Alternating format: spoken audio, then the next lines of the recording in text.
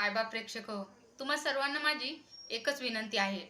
तुम्ही कोणाचे तरी वडील असाल, भाऊ असाल, तुमची देखील मुलगी कुणाच्या तरी घरी सासरी नांदत असेल आणि जर तिला सासरी नीट वागवत नसतील, तिला त्रास करत असतील, तर तुम्ही थोडं तिच्याकडे जातीनं लक्ष द्या.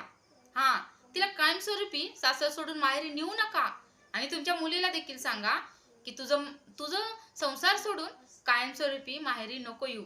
हां, तू ये 4 दिवसासाठी सुखात ये, पण अशी कायमस्वरूपी नको येऊ, कारण ते तुझ्यासाठी योग्य नाही. पण माझी तुम्हाला आई-बापांना एक विनंती आहे, की माझे मायबाप मी देखील मुलगीच आहे. ही विनंती माझ्या आई-बापाला देखील जाते आणि एवढी विनंती आहे माझी, की तुम्ही तुमच्या मुलीकडे जातीनं लक्ष द्या. वेळोवेळी तिचं कसं चाललंय, कसं नाही त्याच्याकडे तुम्ही बघा.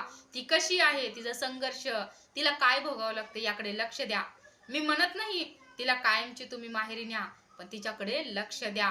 तिला सांगा, की तुला काही माहेरी त्रास असेल तर वेळोवेळी आम्हाला सांग. अर्ध्या रात्री फोन कर, आम्ही तुझ्या पाठीशी आहोत. असं करण्याने तुम्हाला माहिती आहे काय होतं?